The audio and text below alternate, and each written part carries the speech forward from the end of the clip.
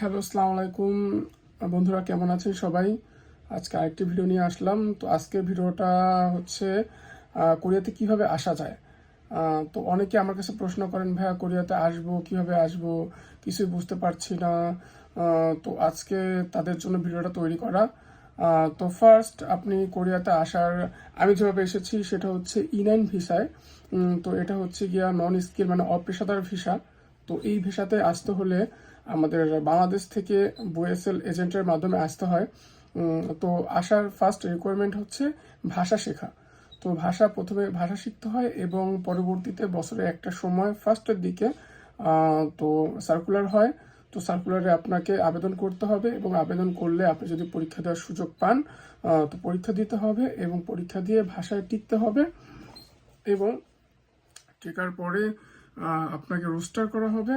তো রোস্টার করার পরে পরবর্তীতে এখান থেকে কোরিয়া থেকে মালিক জব সেন্টারে এসে উনি বাছাই করে। তো বাছাই করার মাধ্যমে যদি আপনারটা সিভিটা তার সামনে আসে এবং আপনাকে সে বাছাই করে, তো আপনার ভিসা ইস্যু হয়। তো ভিসা ইস্যু হলে তারপরে আপনি কোরিয়াতে আসতে পারেন। এটা হচ্ছে E9 ভিসা, অপেশাদার ভিসা, অর্থাৎ সাধারণ শ্রমিক ভিসা যেটাকে বলে। যে ভিসা আমি আর কি এসেছি। তো আরেকভাবে আসা যায়, সেটা হচ্ছে স্টুডেন্ট ভিসা। তো স্টুডেন্ট ভিসা যারা পড়াশোনা করেন, ব্যাচেলার করতে যাচ্ছেন, মাস্টার্স করতে যাচ্ছেন, তারা আইএলটিএস এর মাধ্যমে অথবা টপিক থ্রি বা টপিক এর উপরে আপনি 4-5 দিয়েও আসতে পারেন। তো স্টুডেন্ট ভিসা আসতে হলে আইএলটিএস থাকতে হবে এবং অবশ্যই টপিক, আর না হলে টপিক 3 থাকতে হবে। তাহলে আপনি কোরিয়ার যে কোনো ইউনিভার্সিটিতে আসতে পারবেন।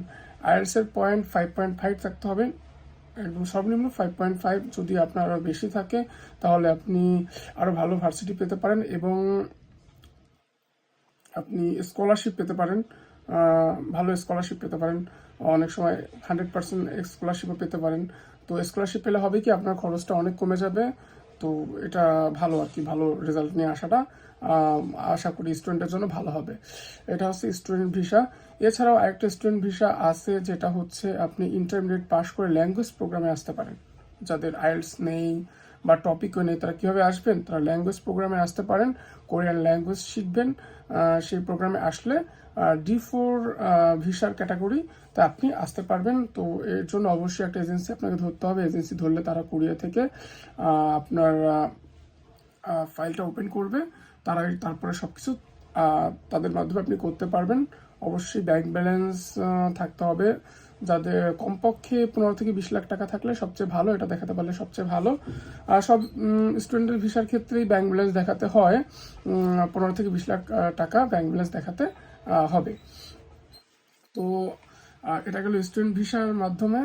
আসলে পুরোপুরি ডিটেলস বলতেছি না, আপাতত মোটামুটি প্রাথমিকভাবে প্রত্যেকটা ভিসার ধরন বলে যাচ্ছি। তো ডিটেলসে জানতে চাইলে আমাকে কমেন্টস করবেন, কমেন্টস করলে আমি ডিটেলসে আপনাদের ওই বিষয় নিয়ে ডিটেলসে আপনাদের একটা ভিডিও করে দেবো। তো আরেকটা ভিসা হচ্ছে ভিজিট ভিসা। তো আপনি কোরিয়াতে ভিজিট ভিসায় আসতে পারেন। ভিজিট ভিসার হচ্ছে গিয়ে C3 ভিসা। তো ভিজিট ভিসা আপনি ক্যাটাগরিগুলো আসলে কোরিয়ান দেশটা আসলে ভিজিটরদের জন্য আপাতত না, তারা অনেক ভিজিট ভিসা দেয় না, ভিজিট কান্ট্রি আসলে না। কিন্তু দিন দিন আসলে কোরিয়ান দেশের প্রতি মানুষের আগ্রহ বাড়ার কারণে, কোরিয়ার ভাষার প্রতি, কোরিয়ার কালচারের প্রতি আগ্রহ বাড়ার কারণে ভিজিট ভিসাটা মোটামুটি এখন পপুলার হচ্ছে।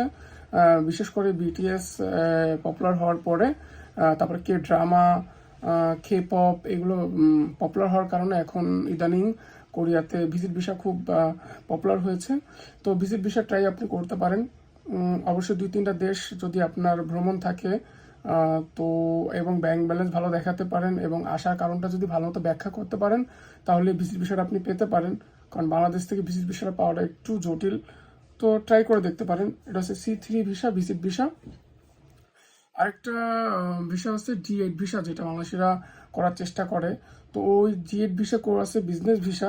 তো D8 বিজনেস ভিসা করার জন্য আপনাকে অবশ্যই কোরিয়াতে আগে ভিজিট ভিসা নিয়ে আসতে হবে। কারণ ইনভাইটেশনের মাধ্যমে বা কোনো এজেন্সির ইনভাইটেশনের মাধ্যমে আপনি আসলে ফার্স্ট, দেন আপনি এখানে এসে ইনভেস্ট করে বিজনেস ভিসা করতে পারেন। এটা হচ্ছে D8 ভিসা বা বিজনেস ভিসা, ইনভেস্টর ভিসা। তো ইনভেস্ট করার মাধ্যমে আপনি ডিএড ভিসাটা পেতে পারেন এবং এখানে যে কোনো বিজনেস আপনি করতে পারেন। ডিএড ভিসাটা পাওয়ার পরে আপনি যে কোনো বিজনেসই করতে পারবেন। আপনি কোম্পানি খুলতে পারবেন, রেস্টুরেন্ট খুলতে পারবেন বা মাথা দিতে পারবেন, যে কোনো কিছুই করতে পারবেন। যে কোনো বিজনেস আপনি ডিএড ভিসায় করতে পারবেন। তো আরেকটা ভিসা মানুষ ইদানিং আসতেছে আমাদের দেশ থেকে, সেটা হচ্ছে গিয়া কোরিয়ান কোনো ন্যাশনালিটিকে বিয়ে করে আপনি আসতে পারেন, সেটা হচ্ছে F6 ভিসা। তো F6 ভিসা ইদানিং আসতেছে আমাদের দেশে, মেয়েরা কোরিয়ানদের বিয়ে করে আসতেছে।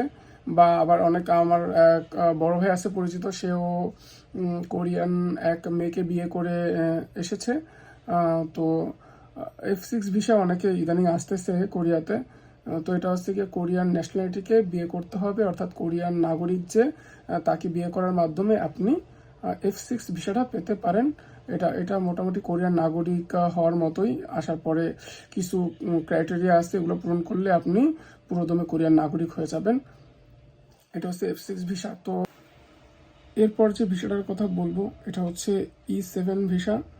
E7 ভিসা হচ্ছে স্কিল ভিসা, অর্থাৎ যাদের স্কিল আছে, ওয়েল্ডিংয়ে থাকতে পারে, গ্রাইন্ডিংয়ে থাকতে পারে, বা ড্রাইভিং, হেভি ড্রাইভিংয়ে থাকতে পারে, বা যে কোনো পেশায় তার স্কিল থাকতে পারে। তো সেই স্কিলটা যদি কোরিয়ার প্রয়োজন হয় বা কোরিয়ার কোনো কোম্পানি মনে করে যে আমার স্কিলের এই কর্মীটা আমার প্রয়োজন, আমি ওই দেশ থেকে ওই কর্মীটা আমি নিয়ে আসবো, তো সে স্কিল ভিসায় আসতে পারে। তো স্কিল ভিসা হচ্ছে কি E7 ভিসা, এবং অবশ্যই সেই কোম্পানি স্পন্সর করতে হবে, স্পন্সর করে আপনাকে নিয়ে আসবে। তো এটা হচ্ছে স্পন্সর ভিসা বলা যায়। তার রিকোয়ারমেন্ট সেটা সরকারকে জানাবে, জানানোর পরে ওখান থেকে সে সব কিছু প্রসেসিং করবে, এবং আপনি স্কিল ভিসা এবং সে কোম্পানির সাথে আপনার যদি চুক্তিপত্র হয়, তখন আপনি স্কিল ভিসা এ কোরিয়াতে আসতে পারবেন। তো এই ভিসা দিন আমাদের বাংলাদেশ থেকে অনেকেই আসছে। ওয়েল্ডিং ভিসা আসতেছে শিপইয়ার্ডে আসলে কোরিয়াতে জনবলের অনেক ঘাটতি, যার কারণে দক্ষ ওয়েল্ডার তারা খুঁজতেছে। তো দক্ষ ওয়েল্ডার হিসেবে আপনি কোরিয়াতে আসতে পারেন শিপইয়ার্ডের কাজের জন্য। এটা হচ্ছে গিয়ে স্কিল ভিসার ওয়ার্কার ভিসা।